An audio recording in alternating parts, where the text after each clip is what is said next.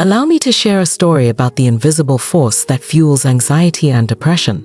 I'll also provide valuable insights and skills to help you regain control over your emotions and reactions.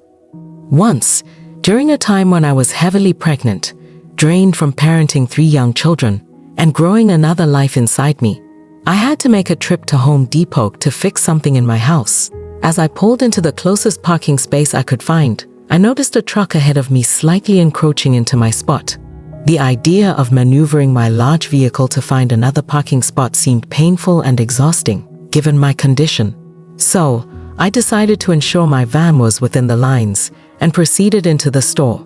I quickly got what I needed, returned to my vehicle, only to discover a business card on my window. This was no ordinary business card. It was loaded with offensive language and the message, "You suck at parking." Under usual circumstances, I would have brushed it off, but not on that particular day, not when I was 8 months pregnant. I found myself thinking, why are people so cruel? I'm already having a tough day, and this person had to make it worse. I questioned, what's their issue? They had gone so far as to print insulting business cards. I have to admit, I shed a few tears on my way home, which I'll attribute to pregnancy hormones. But why was I so deeply affected? It's easy to attribute it to the mean-spirited card, but that's not the whole truth. Our emotions aren't solely a result of the situation. They stem from how we interpret that situation. My distress didn't come from a piece of paper. It arose because I interpreted it as a personal attack, as evidence that the world was unkind and dangerous, and that everyone was out to harm me. This triggered a stress and fear response. Unconsciously, I perceived the situation as a threat, all thanks to automatic negative thoughts. We often fall into the misconception that the situation itself is responsible for our emotions. However, our interpretations of the situation play a crucial role. I could have interpreted it in various ways. If I had simply thought, maybe they're just a disgruntled person with nothing better to do. Whatever, I probably wouldn't have cared much. I might have felt somewhat indifferent. If I had considered, perhaps they're working on their anger management, and this is their way of venting without damaging my van, I would have felt relieved. And if I had imagined, maybe they're a chronic people pleaser working on becoming more assertive, and this is their way of practicing, I would have left feeling happy for their progress. How we interpret a situation directly influences how we feel. Automatic negative thoughts are those involuntary and recurring thoughts that tend to accentuate the negative, exaggerate problems, or predict disaster. They can have a profound impact, distorting your perspective, triggering strong emotions, and influencing your behavior in detrimental ways. For instance, they might prevent you from attending social events by convincing you that you'll have a dreadful time, leading to missed opportunities, isolation, and a cycle of worsening feelings. In this video, we'll delve into the automatic negative thoughts that drive the anxiety cycle and result in feelings of being overwhelmed or hopeless. Many times, you might not even be aware of these types of thoughts. Therefore, we'll explore them and discuss both cognitive behavioral therapy, CBT, and acceptance and commitment therapy, ACT, approaches to deal with them. Most individuals may not be aware that depression can bring about physical changes in the brain, causing certain structures to shrink. But what's less known is that altering your thought patterns can impact the physical structure of your brain. Modern imaging has revealed that the brain is plastic, meaning it can change based on your thoughts and actions. Unfortunately, not many people have been taught these simple ways to improve their mental health. That's why I've developed the course Change Your Brain: 10 Essential Skills to Combat Anxiety and Depression. In this course, you'll explore the links between combat depression and anxiety, and how light therapy can positively affect serotonin levels in your brain, often proving more effective than antidepressants for mild to moderate depression. Better sleep can lead to an 87% reduction in depression symptoms for many individuals. These skills are all backed by research, and most of them take only a few minutes each day to practice. If you want to delve deeper into what the research says about changing your brain, or if you're ready to take steps to improve your depression or anxiety, check out the link below. The course comes with a 30-day satisfaction guarantee, so whether you're simply curious about the research or ready to make a change, give it a look. your life can greatly improve. I recently came across a meme that humorously reflected the top 3 assumptions people tend to make when the doorbell rings. 1. It's a murderer. 2. The police are here to tell me everyone is dead. 3. The book I ordered on positive thinking has arrived. This is a light-hearted way of highlighting how anxiety often operates on a quieter, chronic scale. We are constantly bombarded by automatic thoughts, many of which we might not even be consciously aware of. On average, people have between 6,000 and 60,000 thoughts each day. I don't know many people who only have 6. These thoughts lead us to make assumptions about what others think of us, worry about an imagined future, and fear catastrophic outcomes that we believe are inevitable. Chances are, your anxiety isn't solely due to your genetic makeup. It's because you perceive the world as a threatening place, and that perception is rooted in your belief in automatic negative thoughts. When we examine the anxiety cycle, there's usually a stimulus that we interpret as threatening, triggering the fight/flight/freeze response. In most cases, it's our interpretation that makes us feel threatened, not the stimulus itself. We often don't even realize that. We mistakenly believe that the stimulus is the cause of our feelings. As Viktor Frankl wisely stated, between the stimulus and response, there is a space, and in that space lies our freedom and power to choose our responses. In our response lies our growth and our freedom. He knew this from personal experience, having survived the Nazi concentration camps when his family did not. He endured the horrors of World War II as a Jew and still managed to find purpose, meaning, and goodness in life. When we experience fear and anxiety, how your body feels after hearing these thoughts. Reading through these comments, I felt a bit heavy, discouraged, and anxious. So what can we do about these automatic negative thoughts? Step 1 is to become acutely aware of what these thoughts are. In the upcoming segments of this course, we'll delve into some strategies for dealing with your thoughts. But for now, it's crucial to recognize and identify these thoughts, shifting them from invisible whispers to tangible entities. You must catch yourself thinking your worst thoughts. Return to the section in your workbook where you listed the situations that tend to trigger your anxiety.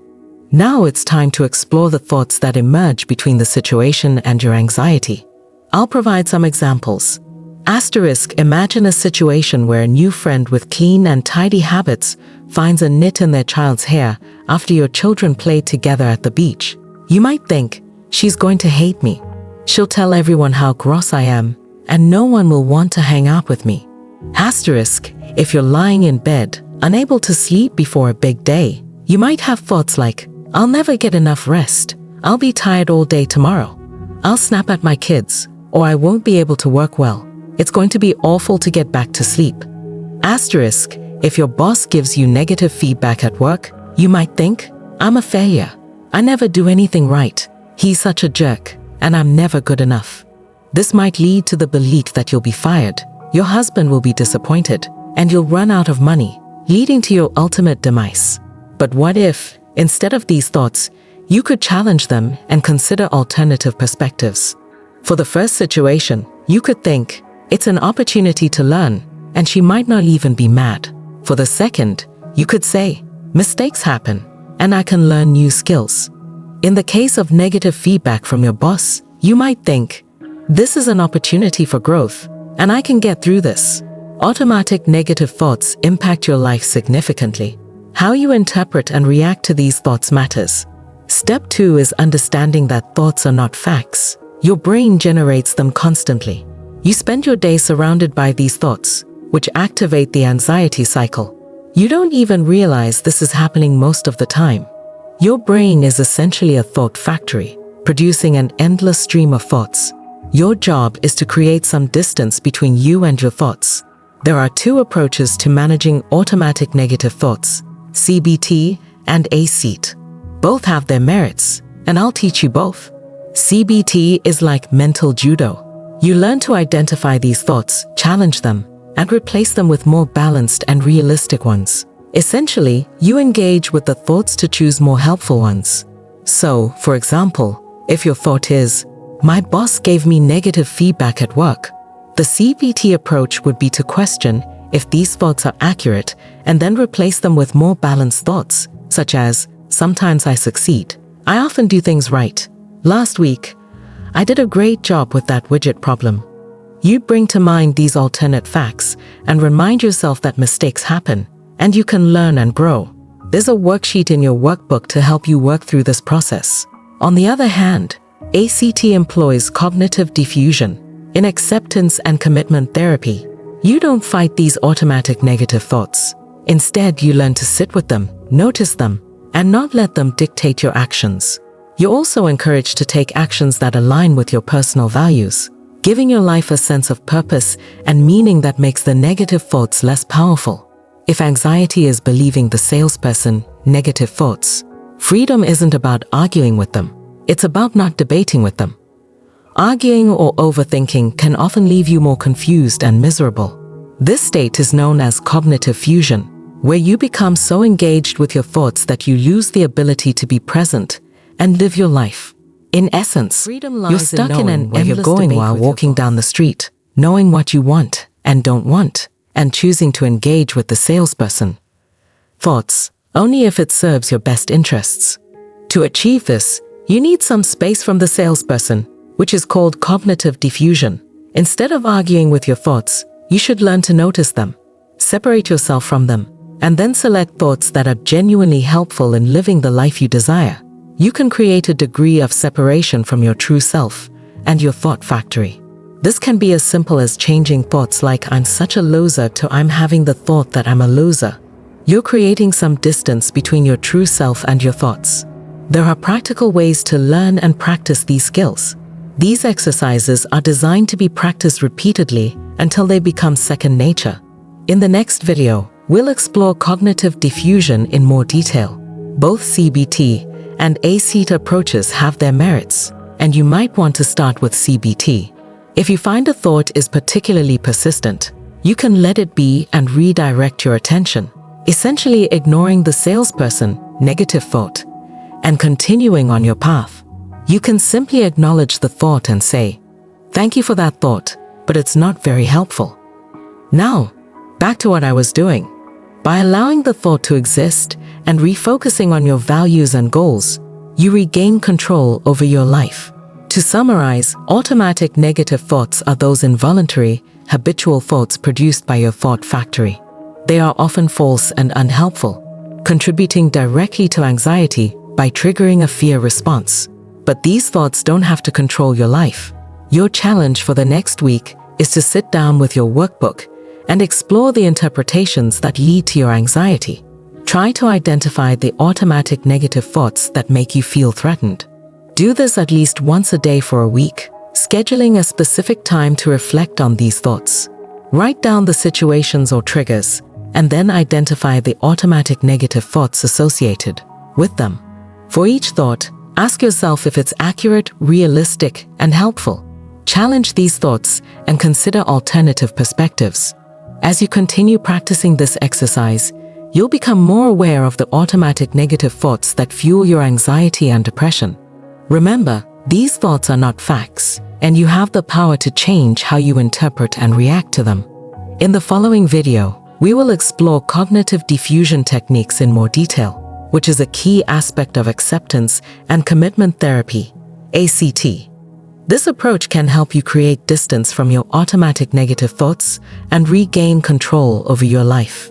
If you'd like more guidance and structured exercises to combat anxiety and depression, consider exploring the Change Your Brain 10 Essential Skills to Combat Anxiety and Depression course. It provides in-depth insights and practical strategies to improve your mental health and well-being. Remember that you have the ability to change your thought patterns, challenge automatic negative thoughts, and lead a more fulfilling life. Your thoughts do not define you, and with practice, you can gain greater control over your emotions and behaviors.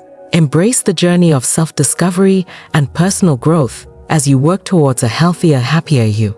Now, if you have any doubt or question, or if you are also interested and want to earn by creating your own channel, then our contact details are in the description.